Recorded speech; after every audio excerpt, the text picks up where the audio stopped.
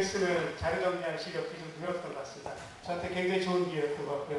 이제 그래서 두 번째 책까지 상업적으로 출판하는 데 이르게 됐던 것 같습니다. 말씀을 간략히 드리겠는데요. 될 수 있으면 이렇게 편하게 들어주셨으면 좋겠어요. 다 어르신들 겪으신 일들인데 이걸 좀 더 역사적으로 규명하려고 했던 거니까요. 네, 말씀을 드리기 시작하겠습니다.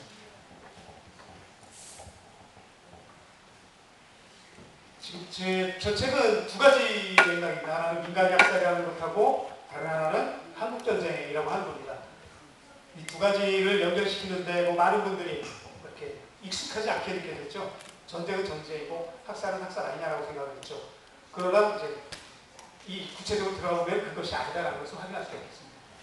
먼저 이제 제 고민했던 첫 번째 점입니다. 도대체 이 한국전쟁 때 돌아가신 분들, 희생자분들께서 전쟁과 도대체 관련이 있었는가 하는 것들을 말씀드릴 수 있겠어요. 뭐 전쟁 발발 후에 나타난 사건들, 저렇게 이제 5가지의 사건을 말씀드릴 수 있겠어요. 형무소 사건이나 국민보도혁명 사건의 경우는 인민군이 점령하기 전이죠. 뭐 전쟁은 났다고 하지만 전의 사건들이고 미국 폭격 사건을 제외한다면 그 다음에 인민군 점령한 후에 나타난 사건이 부역혐의 사건과 11.3 토벌 사건입니다. 이 사건들을 가운데 미국 폭격 사건을 중심으로 경계를 보신다 그러면 이 전의 분들은 이렇게 죄를 졌다고 생각하지 않는 분들입니다. 저는 최근에 이제 지난주에 부여 조사를 할 때 직접 들은 이야기지만 형무소 사건과 보도혁명 사건은 인민군이 점령하기 전이기 때문에 양민이라고 생각을 하십니다. 그러나 이후에 인민군이 점령했다가 지나간 후는 부역자라든가 말살에 협력했다라고 생각하기 때문에 결국 이제 억울한 사람이 아니라 양민이 아닌가 아니냐라고 하는 유족 스스로부터 이렇게 위축되는 그런 모습들을 직접 들었었습니다. 그러나 자세히 보시면은 뭐 물론 위에 이제 형무소 사건이나 국민보도혁명 사건은 인민군과 전혀 상관이 없다라는 거 명확하죠. 그러나 그 다음에 뭐 미군 폭격 사건의 경우도 피난민들이죠. 대부분 전쟁과 상관없는 전쟁의 피해자들입니다. 그리고 부역혐의 사건이나 토벌 사건의 경우도 실제 전쟁 후방에서 벌어진 일이고 전쟁과는 상관이 없는 것들이죠. 이런 것들은 분명한데 희생당하신 분들이 결국 전쟁과 관련이 없었다는 건데요. 그거는 이제 시기에서도 좀 드러납니다. 한국전쟁은 3년 동안 진행되는 데 비해서 민간 약살 피해자분들은 사실 한 8개월 사이에 집중돼서 벌어집니다. 그건 전쟁의 혼란에서 기록된 거죠. 그리고 피해 규모를 봐도 차이가 납니다. 군인들의 피해와 비교를 할 때 당시 민간인 피해는 지금 100만 명으로 대략 추산할 수가 있습니다. 뭐 정부 발표는 80만에서 100만인데 거기에는 부상자 수가 있죠. 민간인이나 국군이나 거의 100만, 다만 총 100만 명씩의 피해를 받습니다. 그러나 부상자가 작아요. 민간인의 경우는 부상자가 20만에 불과합니다. 80만 희생당했습니다. 100만으로 본다면 군인의 경우는 반대죠. 부상자가 70만이고 피해당 돌아가신 분들이 27만 명. 곧 왜 저런 일이 벌어지느냐라고 봤을 때 민간인들의 경우는 그러니까 조준사격당한 겁니다. 부상자가 있을 수 없는 상황이었던 거죠. 반면에 국군의 경우는 뭐 전투라고 하는 뭐 불가피한 상황에서 피해 이런 것들로 예상을 할 수가 있습니다. 실제 객관적으로 사망이나 행방불명 되셨다고 볼 수 있는 행방불명, 그러니까 피해자들은 사실 국군보다 민간인이 2.5배에서 3배 정도 피해를 봤다는 거 분명합니다.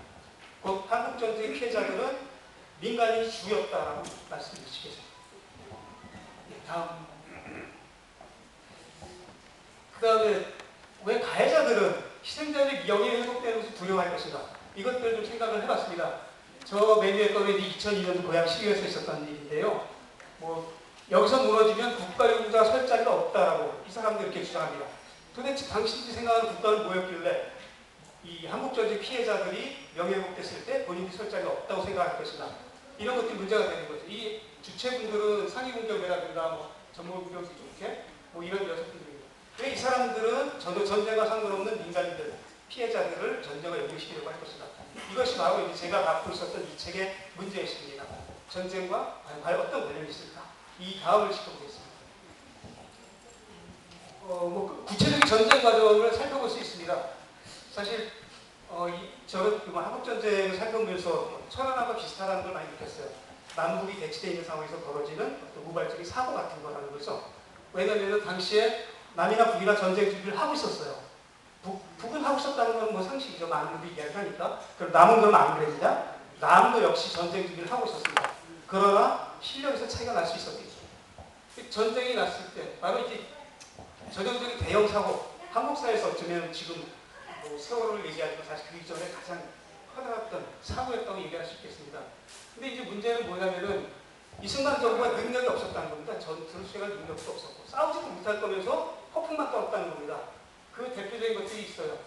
전쟁 나기 전에 각종 비리 사건이 있습니다. 우리 흔히 여기 여순 사건 피해자분들도 계시는데 여순 사건의 그 주범이라고 얘기했던 김지혜라든가 뭐 이런 사람들이 이야기합니다. 이분들은 한국전쟁사에 나와 있는 거예요. 이 사람들은 분내 비리에 대해서 정확하다는 사람들이에요. 이미 찍혔어요. 그래가지고 김창룡부터 제거 대상으로 올라가는 사람들이기도 합니다. 근데 이런 사람들만 있는 게 아니에요. 저 김백이라고 하는 사람 연대장이었는데 자기가 결혼식 하면서 병사들의 시레이션 가지고서 결혼식을 치릅니다. 사병들이 자기 밥 가지고 결혼식 행사를 치르니까 그거 가지고 항의를 합니다. 그래서 연대장에서 부연대장으로 당근당근합니다. 이런 일이 전쟁전에 비일비재했던 겁니다. 그리고 뭐 가장 대표적인 것들인데요. 저기 강표월북 사건이라고 1949년 5월달에 벌어진 일인데 김창룡 부대가 저 강태루 표무원인가 두 영광 장교들인데 두 사람 잡으러 왔다가 뭐 어떻게 해서 살려주고 가게 됩니다. 근데 이 사람들이 가만히 있으면 이승만한테 죽겠구나, 김창룡한테 죽겠구나 생각하고 병사들도 북으로 가버립니다. 그런 일이 벌어지고 실제 이런 과정에서 수천만 군인들이 4,400명이 됩니다. 결국 당시에 국군이 98,000명이라고 하는데 그 중에 한 5,000명 정도가 수천가가 됩니다. 이런 상황에서 뭐 전쟁이 제대로 될 수 있겠나라는 게 뭐 의문이 드는 거죠. 그리고 실제로 시간이 좀 길어져서 좀 넘어가겠습니다만은 전쟁이 막 났을 때 전쟁 준비 제대로 하지 않았지만 전쟁이 났을 때 국군이 전부 8개 사단이었는데요. 이렇게 이 책의 내용이 쉽다고 말씀하시죠. 사실 뭐 별의별 이렇게 군사 지식이 들어가기 때문에 쉬운 책이 아닙니다. 특히 여성분들이 보시기 많이 힘드신데 어쨌든 전쟁 났을 때 98,000명이라고 하는 한국군이 25,000으로 줄어듭니다. 3일 만에. 실제 3일 중에 전투를 수행한 날은 천만입니다. 사실 6월 25일 하루 정도에 전쟁은 판단합니다. 이것이 뭘 의미한 거냐? 완전 무능의 극치죠.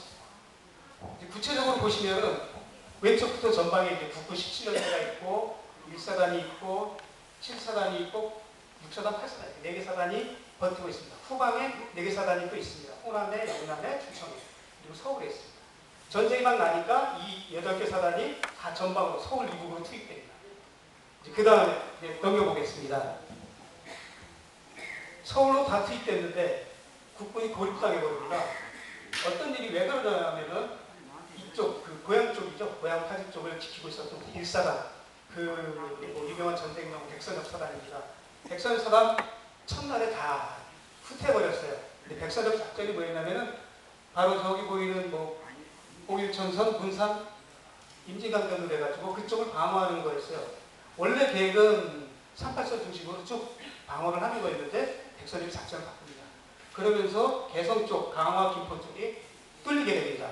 전쟁 첫날 이민군이 저쪽으로 들어오면서 김포전선을 공격을 하게 됩니다. 그러면서 국군은 고립당하게 됩니다. 곧 이것이 뭘 의미하냐면 전쟁이 전국으로 확대되게 된다는 걸 의미하게 되는 거죠.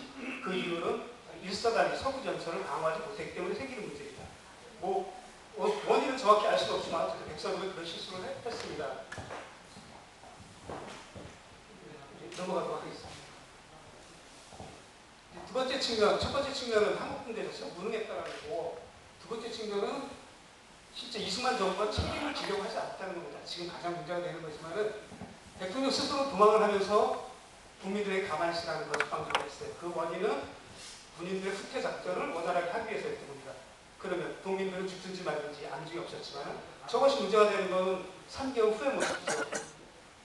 본인들이 책임지지 않고 물러갔다 그러면 국민들한테 부역의 책임을 물으면 안 되는 거였죠. 이것이 바로 이제 책임을 지지 못했던 모습인데 이게 뭐 한강 인도교 폭발하기가 이런 거 뭐 자세히 알고 있을 테니까요. 이게 이제 문제는 이제 그 호남 쪽을 이제 한 번 더 말씀을 드리고 싶은데요. 7월 8일에 이승만은 전쟁 나자마자 비상조치령을 발표를 했지만 계엄령을 하진 않았어요. 그런데 뒤늦게 7월 8일에 돼서 계엄령 선포를 하게 됩니다. 전시 상황을 7월 8일에 인정을 했던 거죠. 그러나 절대 7월 8일 계엄령에서도 호남 지역은 제외합니다. 이것이 바로 이제 그 민간인들 호남 지역은 안전하다라는 것을 홍보함으로써 피난민들을 호남 쪽으로 유도하려고 했다라는 얘기가 되는 거죠. 그리고 실제로 인민군의 육사관은 호남 쪽으로 유도를 했어요. 그리고 호남 쪽은 인민군 육사관이 열흘에 걸쳐서 이제 점령을 하고 낙동을 전까지 가는 거죠. 이런 그러니까 어떤 특정 지역에 대해서는 전혀 이승만 정부는 방어를 그 지역의 국민들을 지키려든가 그런 생각을 처음부터 하지 않았다는 겁니다. 다음으로 가겠습니다.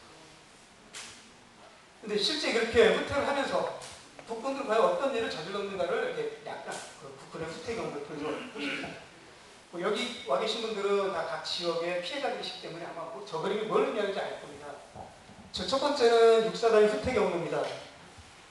고대혁명 사건을 가장 많이 입혔던 육사단이죠. 특히 이제 헌병대 저희 지질화일련에서 조사하기 이전부터 이제 그 충청북도 쪽으로 김만식 상사라고 하는 사람이 증언을 많이 해서 가장 널리 알려져 있습니다.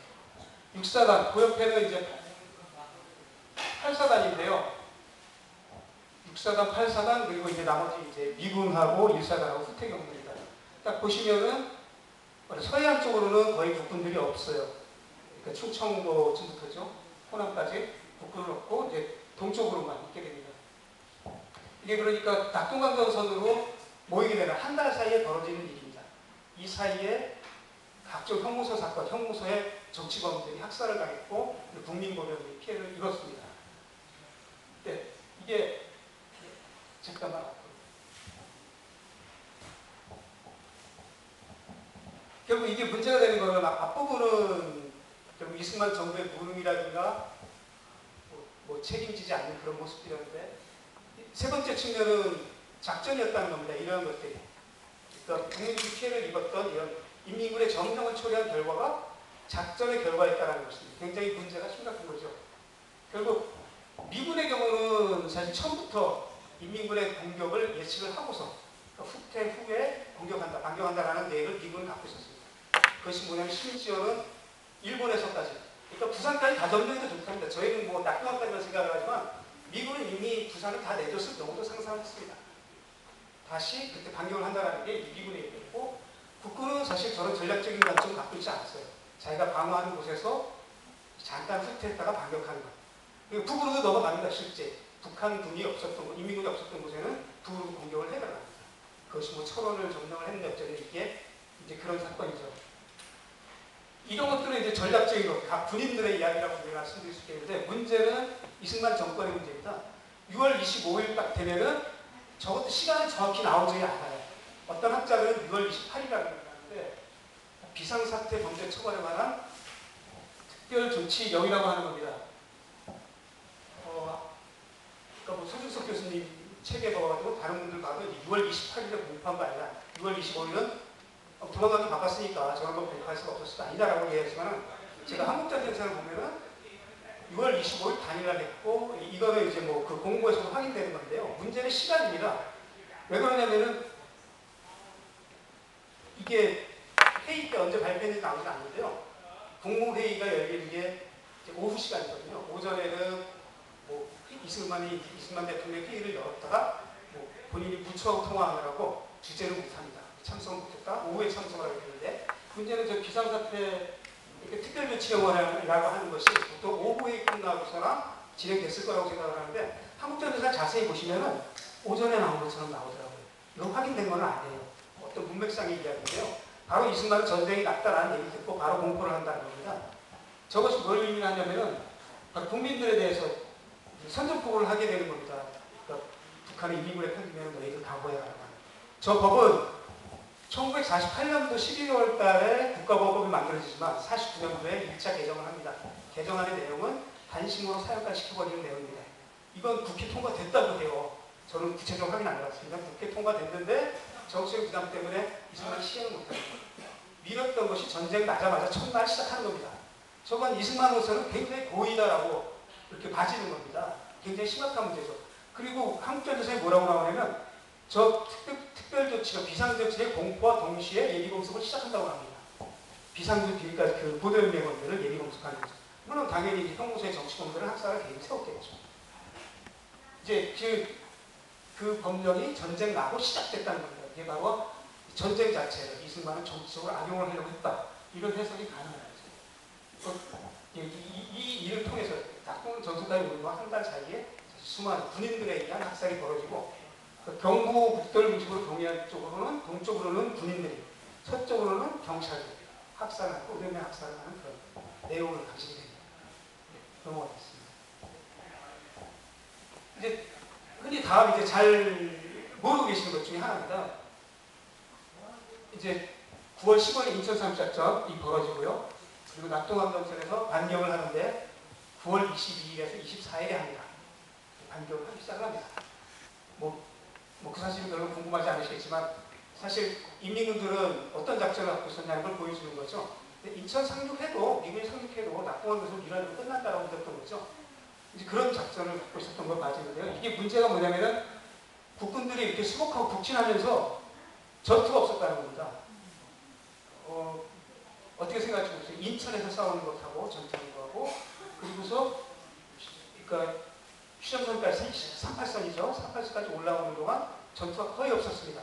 제가 보는 것 중에는 뭐 양평에서 2시간 교전했다 이런 게 있는데 제가 봤을 때 그건 교전이 아니라 학살이 아니었습니다. 이런 생각이 의심이 들 정도입니다. 이게 뭐냐면은 국군들이 북으로 올라가는데 인민군이 있든지 말든지 막 올라갔어요. 이게 어떤 결과를 낳냐면은 무정부 상태를 낳는 겁니다. 고양시도 많이 겪으신 거죠. 9월 20일 인천에 이렇게 능곡에 미군이 들어왔지만 치안을 하지 않습니다. 그리고 서울로 가버립니다. 그리고서 나머지 막 인민군은 없고 이 지역 자체가 무정부 상태로 됩니다. 이게 각 지역, 호남 지역 특히 심하고 충청도 이쪽이 심합니다. 이게 뭘 의미하면 이게 바로 이제 인민군 측에 의한 적대 세력 사건이라고 하는 게 이때 발생합니다. 9월 24일에서 28일 사이 인민군들에 의해서 학살당한 사건의 84.6%가 이 시기에 벌어집니다. 그러니까 흔히 적대 세력 사건을 이야기할 때 이제 인민군 쪽이 죽였으니까 그거는 우리가 알 바 아니라 이렇게 생각하시기가 쉬운데 실제 같은 시기에 한 일주일 사이에 두고 부역사건과 인민군 쪽의 학살 사건이 같이 벌어지게 된다는 거죠. 도대체 이 시기에 벌어진 사건은 뭐냐를 규명하는 거는 이제 저도 그 식장집에서 시도를 한번 했었는데요. 좀 무모하다라는 평을 좀 많이 받았어요. 근데 그래서 제가 의문을 갖고 있는 것들은 그런 겁니다. 그러니까 이게 인민군이 했다라고 할 수도 없고 그리고 경찰이 했다고 할 수도 없죠. 고사에 찡겨 있는데 상당 부분은 국군의 선발될 가능성도 배제할 수 없는 겁니다. 이런 얘기했다는 얘기는 나중에 알 수도 있습니다만 어쨌든 그런 측면들을 갖고 있습니다. 저 하나만 더 지적하고 싶네요. 인천 상륙작전에서 이 한국전쟁사 보면서 제가 묵하는 것 중에 하나입니다. 국군 17년대가 인천 상륙작전에 참여했다고. 국군 17년대는 대장이 연대장이 100인역입니다. 백선엽, 백인혁 형제죠. 한국전쟁사뿐만이 아니라 세계전쟁사에 나옵니다. 국군 17년도에 인천 상륙작전에 참여했다. 날짜는 9월 17일도 나오고 9월 18일도 나오고 제가 이것까지 저는 국가 기록원에 있는 사람들하고 토론도 한번 해봤어요. 근데 인정을 하는데요. 국군 17년대가 인천에 상륙한 날은 9월 24일이거든요. 김창룡과 같이 들어왔어요.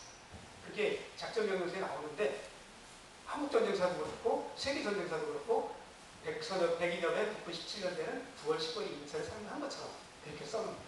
사실 역사를 왜곡한다는 게 좀 어떤 가장 구체적으로 드러나는 그런 사례입니다. 나중에 한번 한국전쟁사 참 관심 있으면 한번 보세요. 인천 상륙작전 보면은 전부 거짓말입니다. 그거 하나 지적하고 싶고요. 그 다음에는 국군 1사단 이것도 이제 백선엽인데 제가 본의 아니게 백선엽 백인엽 형제를 공격을 안 할 수도 없어요. 그들은 살아남아서 전쟁 영웅이 됐던 사람인데 실제로 얼마나 비열한 짓을 저질렀는지 드러나는 걸 표현해드리겠습니다. 9월 22일, 9월 24일 상주를 통해서 쭉 북진을 합니다. 이게 이제 국군 1사단인데 이제 24일부터 북진을 멈추고 충청도, 송이산 지역에 포괄작전을 감당합니다. 그러면서 최소한 1000명 이상의 충청북도 주민들을 학살을 하는 역할을 합니다. 자기들 저도 그런 얘기 하지 않죠. 열흘 정도 동안 있었어요. 그런데 우습게도 평양에 제일 먼저 들어갑니다. 미군들이 차를 막 대줘요. 남들은 강원도 쪽으로 막 뛰어가고 있을 때 차 타고서 그냥 올라갑니다. 그래놓고 평양에 1호로 입성했다고 큰 소리 치는 그런 분이다. 국군 1사단입니다. 넘어가고 있습니다. 이제 다음 이야기는 이거는 뭐 북에 대한 이야기인데요. 뭐 북한에 대해서도 피해가 많이 있었죠. 근데 그 간략하게 살펴볼 건데, 결국 북한이 받은 피해, 북한에서는 지금 맨 아래 보시면 280만 명의 인명 피해가 났어요. 이거는 뭐 여러 자료에서 확인이 되는 겁니다만, 이제 부상자가 160만, 사망자가 110만 정도 됩니다. 부상자가 여기서 많은 경우는 아까 말씀드렸듯이 이렇게 어떤 조주살인이라는 게 아니라 사건에 의해서 주로 이제 폭격에 의해서 당한 피해였다, 이렇게 얘기할 수 있겠습니다. 북한 지역도 여전히 보시면은 남쪽은 낙동강 전선을 형성하면서 이민국이 점령을 했지만, 북으로 가는 북부는 이렇게 어떤 전선을 형성하고 점령하지 않았어요. 막 들쭉날쭉했습니다. 나중에 뭐 압록강까지 가서 수통에 물을 담지만 이미 뒤는 포위당하고 있었죠, 중국군한테. 이런 상황이었어요. 그러니까 아마 절반 정도쯤 점령했다, 이렇게 볼 수 있을 것 같습니다. 그럼에도 불구하고 저희 보시기 110만 정도의 피해를 입었다는 거, 그러니까 폭격의 피해가 아닌 굉장히 저희가 상상할 수 없는 그런 정도, 뭐 비교하면 안 되겠죠. 뭐 그런 정도라고 생각이 듭니다. 다음 주 넘어가겠습니다. 다음 보시겠습니다.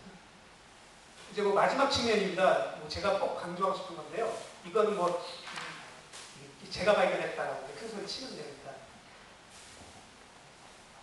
그 한국전쟁으로 인해서 인민군 점령기 때 구역을 했다라는 이유로 피해당하신 분들이, 재판을 받으신 분들이 뭐 한 2만 명 정도로 추산이 돼요. 실제 정부가 발표한 구역 편의자, 구역청의 대상은 55만 명입니다. 그 중에 2만 정도가 재판에서 피해를 당하셨는데, 그 재판을 했던 게 되게 비상조치령, 아까 말씀드린 비상사태 범죄처벌 특별 조치가 아니면 국방영리법 두 개의 법에 의해서 단심으로 사용하였습니다. 그런데 이 문제에 대해서 1952년 9월 9일에 헌법위원회가, 지금 헌법재판소의 전신이라고 합니다, 단심으로 사용시키는 것은 위헌이다라고 결정을 내려버립니다. 이걸 아는 사람은 없어요. 변호사들한테는 알아드리고 뭐 알바는 분한테는 알아드렸는데, 설마 그런 일이 있겠느냐, 있을 수 없는 일이다, 이건 더 검토하자라고 했습니다. 2년 됐습니다. 검토한 지가. 아무도 얘기하지 않습니다. 재판에 의해서 사형당하고 피해를 봤다라고 합니다. 그리고 고향의 경우도 그렇습니다. 치안대 했다가 단심으로 사형당하신 분들이 둘이 있죠. 치안됐다. 근데 저희는 뭐 동정할 이유가 없다고 생각할지 모르지만, 실제 그 사람들조차도 정당히 자기 입장을 해명할 기회가 없었습니다. 대법원에서 판단을 받아본 적이 없이 사형당했습니다. 죄송합니다. 한치자 선생님 계시는군요. 한창석 어르신 그 재판을 받게 했던 그 계기에 있는 사람조차도 3심 가지 않고 단심으로 사형당했습니다. 이게 이제 바로 이 법의 근본적인 문제점이었고, 이것에 대해서 이미 위헌이라고 판단을 내렸지만 대한민국 정부는 전혀 이에 대해서 이야기를 하지 않고 있습니다. 이 법 자체가 후속 조치로 해결되기 2010년이 가졌습니다. 최근의 일인데, 그러나 아무도 저희 말을 꺼내지 마자. 이것에 대해서 지금 재심, 전수자 선생님 재심 하셨었고요. 국방법법 문제고 몇 분이 하셨습니다.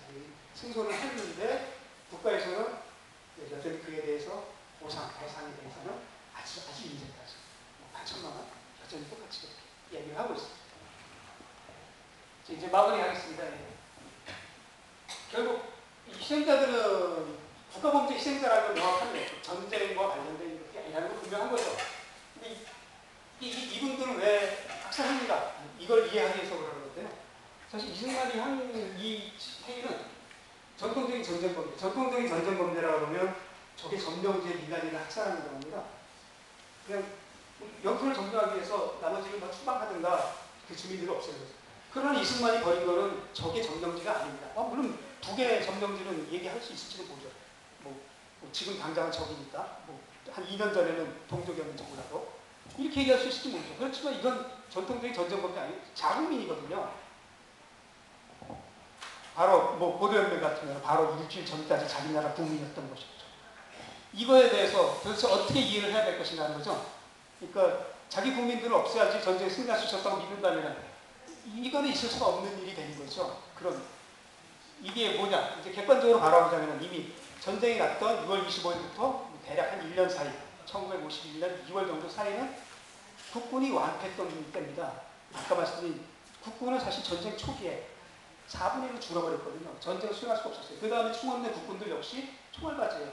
전부 희생당할 수밖에 없는 그런 경우였죠. 나중에 전쟁사를 기회를 자세히 보면 뭐 그런 사실입니다. 근데 이러한 패배의 원인을 이승만 정부 자신들의 무능력에 탓하셨는데 결국 국민들에게 책임을 덮어 씌웁니다. 이렇게 저는 해석을 하고 있습니다. 결국 이 희생당하신 분들은 전쟁의 피해자들이 아니라 국가 범죄의 피해자였다라는 사실을 지금이라도 인정을 해야 된다는 생각입니다. 그냥 두 번째 결론입니다. 이게 사실 지금도 그렇습니다만 뭐 종북 좌파 척결 뭐 이렇게 얘기합니다. 북한을 미워합니다. 북한은 언제나 협상을 한다고 생각합니다. 뭐 대한민국 보수 정권이 그렇죠. 그러나 이제 자국민에 자기를 반대하는 세력들이 종북이다라면서 공격을 합니다.